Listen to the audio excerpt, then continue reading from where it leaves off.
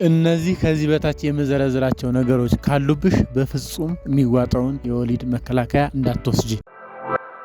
ስለዚህ በደንብ ስሙኝ። የወሊድ መከላከያ የሚዋጥ እንግዲህ ብዙ አይነት አለ። እኔ ለማለት የፈለኩት ኮምባይንድ ኦራል ኮንትራሴፕቲቭ የሚባለው ይሄ መጨረሻዎች 7ቱ ቀይ የሆኑት ማለት ነው። የመጀመሪያዎቹ 21ዱ ደግሞ ነጭ የሆኑት ካስታወሳችሁት እሱ ኮምባይንድ ኦራል ኮንትራሴፕቲቭ ይባላል። ሁለቱም ኤስትሮጅንም ፕሮጀስትሮንም አለው ማለት ነው። ስለዚህ እነኚህን ከመውሰድ በፊት እኚህ ነገሮች አንቺ ላይ አለመኖራቸውን አረጋግጪ። ወይም ደግሞ መከላከያ ፈልገሽ ወደ ጤና ተቋም ስትሄጂ ለሐኪምሽ ወይም ደግሞ ለጤና ባለሙያ እነኚህ ነገሮች አሉ የሉም የሚለውን ተናገሪ ማለት ነው። የመጀመሪያው ግልጽ ነው፣ እርግዝና ካለ ያው መከላከያ አይወሰድም። ይሄኛው ብዙም ችግር የለውም፣ የሚያምታታ ነገርም አይደለም። ግን ከመውሰድሽ በፊት አንዳንዴ የእርግዝና ምርመራ ማድረግ ጥሩ ነው።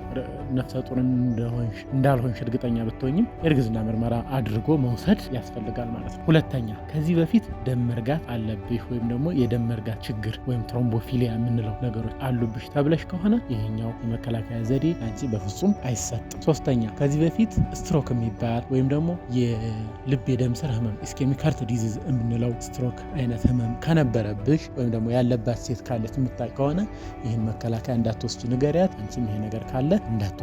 ሶስተኛው ሚግሬን የሚባል ራስ ህመም፣ ብዙ አይነት ራስ ህመሞች አሉ። በህክምና የተረጋገጠ ሚግሬን የሚባል የራስ ህመም አይነት አለብሽ ከተባለሽ፣ በተለይ ደግሞ ልክ ራስ ህመሙ ሲጀምር እንደ ማቅለሽለሽ፣ ማስታወክ፣ ራስ እንደ መሳት አይነት አውራ የምንለው ነገር ካለው በፍጹም ይህ አይነት መከላከያ አይወሰድም። አምስተኛ ከባድ የሆነ የጉበት ህመም ምን እንለዋለን? ይሄ ሲሮሲስ ወይም ደግሞ የጉበት እጢዎች ሊቨር ቲዩመርስ ካሉ ይህ መከላከያ በፍጹም አይወሰድም። ሌላኛው አሁን ላይ የጡት ካንሰር ያላት ሴት ምታቂ ከሆነ እሷም ይህን መከላከያ መውሰድ የለባትም። አሁን ላይ ከዚህ በፊት የታከመ እንዳስፈላጊነቱ ሌላ አማራጭ ከሌለ ከዚህ በፊት ታክሞ የዳነ የጡት ካንሰር ከሆነ ልንወስድ እንችላለን። ግን አሁን ላይ ያለ የጡት ካንሰር ያለባት ሴት ካለች ይህን መከላከያ መውሰድ የለባትም። ሰባተኛ ከቁጥጥር ውጭ የሆነ ግፊት።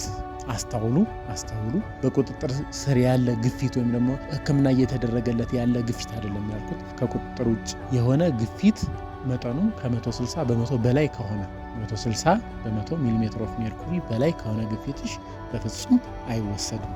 ስምንተኛ ከ35 ዓመት በላይ ሆኖ እድሜያቸው አጫሽ የሆኑ ሴቶች መከላከያ ቢፈልጉ ሌላ አማራጮችን ይጠቀሙ እንጂ ይሄኛው አይወሰድም ማለት ነው። ዘጠነኛና የመጨረሻው ወዲያው እንደወለድሽ በ6 ሳምንት ውስጥ እስከ 6 ሳምንት ውስጥ ባለው ከወለድሽ በኋላ በፍጹም ይሄኛው መከላከያ ላንቺ አይመከርም ማለት ነው። በሌላ ቪዲዮ ቀጣይ እንመጣለን። እናመሰግናለን። ዶክተር ማስረሻ ነኝ። ሰብስክራይብ አድርጉ፣ ቻናላችን ሼር አድርጉ፣ ላይክ አድርጉ።